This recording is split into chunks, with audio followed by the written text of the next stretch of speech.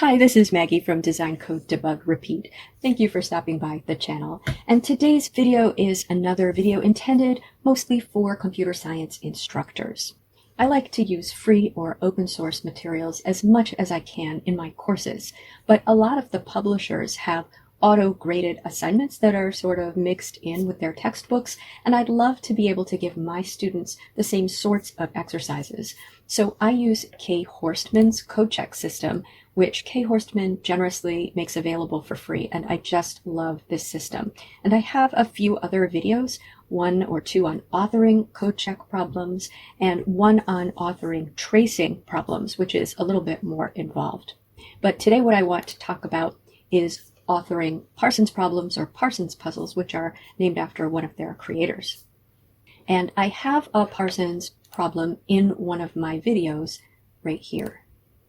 And this is quite simple, but what I like about these is, first of all, it allows the user to practice with some code without worrying about the syntax.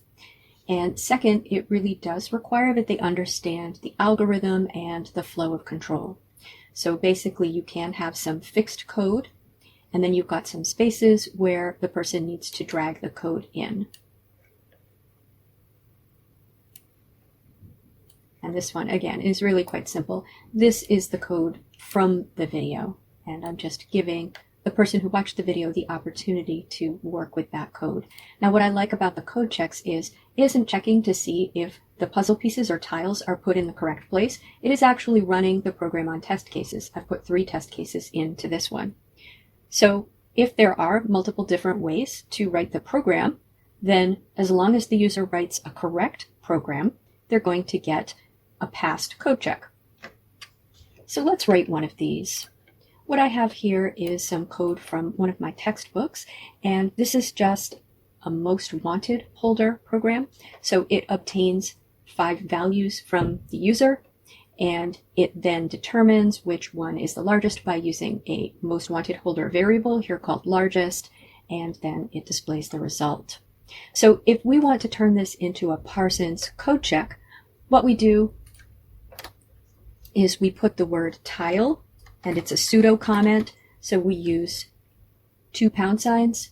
We put that before the code that we want to turn into tiles, or those pieces that the user can drag into the problem. And you could also put a number after that. So if I put tile, for example, 4, that would make all 4 lines of code one tile block. So you might want to do that in some cases. Maybe I would want to make these 2 lines of code a single tile block, but here I want the user to put in all 4 lines, and particularly I want to focus on these 2 lines. Now down here with the printing, I don't want them to have to put that in, so I'm going to put in a fixed pseudo comment, and that means that this will be fixed just like the beginning will be fixed. So the default is for it to be fixed until we have tile markers, and I could put more tile markers in if I wanted to alternate tiles and fixed parts of the code. Now what I'd like to do is put some distractors in. So after this if block, I'm going to put or, and I'm going to put in a different if statement. So if largest is greater than number, and I'm going to put in another one. Oops. If number is less than largest. So logically, those are the same. So what I find is sometimes maybe students are used to the pattern, but they're not really reading the code, or they're mistaking greater than for less than. So I want to put in some alternatives. Here they know that there's an assignment statement, but I'm not sure they're really either not comfortable with the assignment statement or not really understanding that we're going to replace the most wanted holder with the most recent holder if the most recent holder is greater than the most wanted holder. Okay, so there's one more thing I need to do, because again, this isn't going to check that the tiles are in the correct location or that I've put the correct tiles in. This is going to actually run the program, so we need to give it some inputs. So that's an in pseudo comment, and this is going to obtain 5 values from the user, 1 up here, and then 4 in the loop.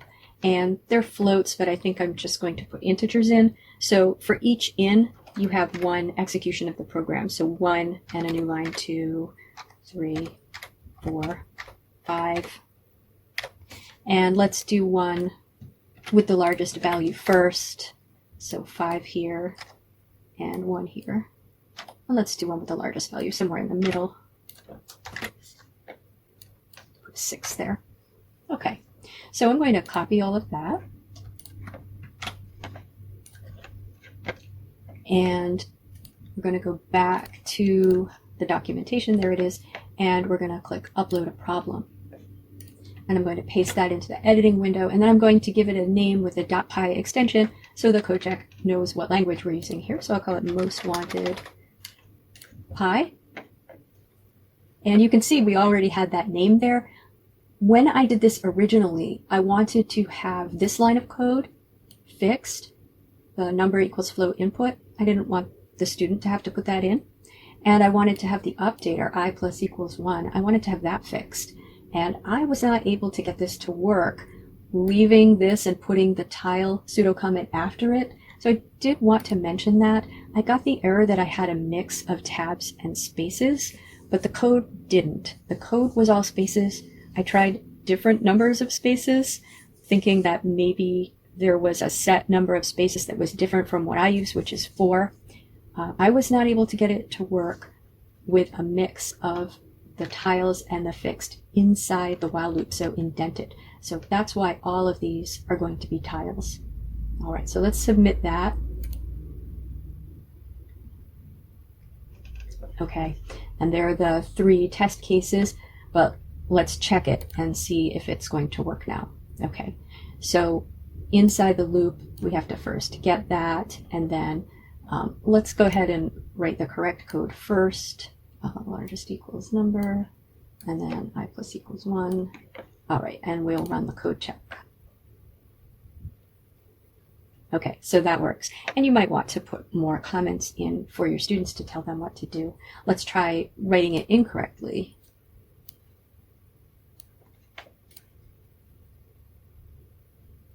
And we're getting that it did not work on any of the test cases.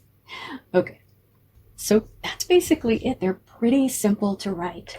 What you're going to want to do is give that public URL, the one I just clicked on, to your students, and keep that edit URL in case you want to change the program. So what I always do is I just throw them in a comment at the top, or a doc string. And then I'm careful, if I do edit it, not to put that into the code check so that the students have access to the edit URL. I do love that Cay Horstmann has made this system available to us. So you can scaffold your students up to writing code. You can give them the Parsons problem, then you can give them a similar problem, which is a code check problem, which has them fill the code in. And if you really want to hammer home how that program is executing, you can write a tracing or desk checking program for them, where they have to tell you which line of code executes next or put in the values in the variables.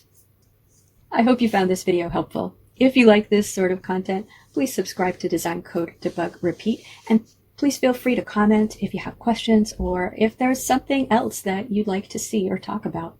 I'd love to chat with you. Take care.